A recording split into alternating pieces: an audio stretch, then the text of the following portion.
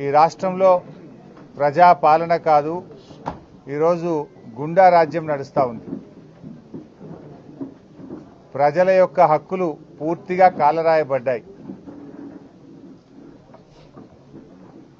మొన్న సిద్దిపేటలో నా కార్యాలయం మీద దాడి కావచ్చు, నిన్న హైదరాబాద్లో కౌశిక్ రెడ్డి గారి ఇంటి మీద దాడి కావచ్చు, రాత్రి సునీతా లక్ష్మారెడ్డి గారి ఇంటిపైన దాడి కావచ్చు.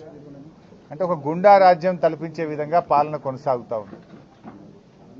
తెలంగాణకున్న మంచి పేరు మంట కలిపి ఇలా బీహార్ లాగా, ఒక రాయలసీమ ఫ్రాక్షనిజం లాగా ఈ రాష్ట్రాన్ని రేవంత్ రెడ్డి గారు నడుపుతూ ఉన్నారు.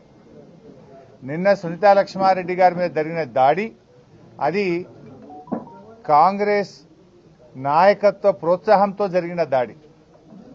ఈ నియోజకవర్గ కాంగ్రెస్ నాయకులు కావచ్చు, రేవంత్ రెడ్డి గారు మాట్లాడే మాటలు, ఆయన రెచ్చగొట్టే విధానాల వల్ల జరిగినటువంటి దాడిగానే బీఆర్ఎస్ పార్టీ చూస్తుంది. ఇంట్లో నిన్న ఎమ్మెల్యే గారు లేరు.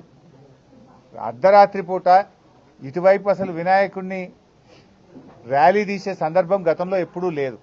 ఉద్దేశపూర్వకంగా దాడి చేయాలనేటువంటి సంకల్పంతోనే వాళ్ళు ఇటువైపు ర్యాలీని తీసుకొచ్చి మరి ఇంటి మీద పటాకులు కాల్చడము, ఇంట్లోకి పటాకాయల్ని విసిరేయడము, ఇంట్లో చొరబడి ఇంట్లో ఉన్న పిల్లల మీద దాడి చేయడం జరిగింది.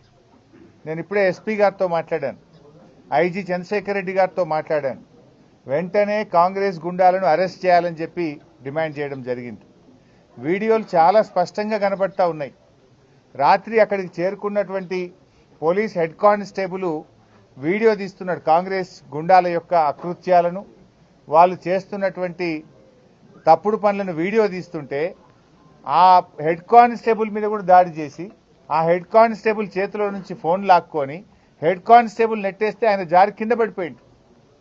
మరి ఒక విధులు నిర్వహిస్తున్న పోలీస్ కానిస్టేబుల్ మీద కాంగ్రెస్ గుండాలు దాడి చేస్తే ఆ హెడ్ కానిస్టేబుల్తో పిటిషన్ తీసుకొని సూమోటో కింద 307 కేసు పెట్టాలి కదా. విధులకు, ప్రభుత్వ ఉద్యోగుల విధులకు ఆటంకం కలిగించే సెక్షన్ కింద క్రిమినల్ కేసులు వారి మీద బుక్ చేయాలి కదా.